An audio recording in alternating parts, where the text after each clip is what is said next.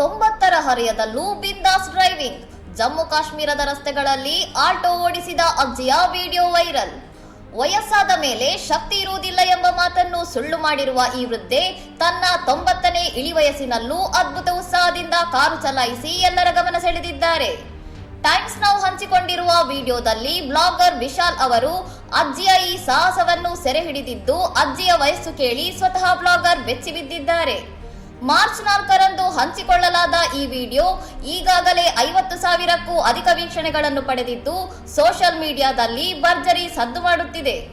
ರಸ್ತೆಯಲ್ಲಿ ಅತ್ಯಂತ ಸಲೀಸಾಗಿ ಮತ್ತು ಲವಲವಿಕೆಯಿಂದ ಕಾರು ಓಡಿಸುತ್ತಿರುವ ಅಜ್ಜಿಯ ನೈಪುಣ್ಯತೆ ಕಂಡು ವೃತ್ತಿಪರ ಚಾಲಕರು ಕೂಡ ಅಚ್ಚರಿ ವ್ಯಕ್ತಪಡಿಸುತ್ತಿದ್ದಾರೆ.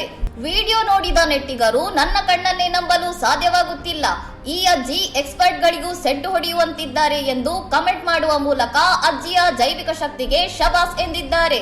ಇನ್ನಷ್ಟು ಸುದ್ದಿಗಳಿಗಾಗಿ ನೋಡ್ತಾ ಇರಿ ಸೌರಂ ಟಿವಿ.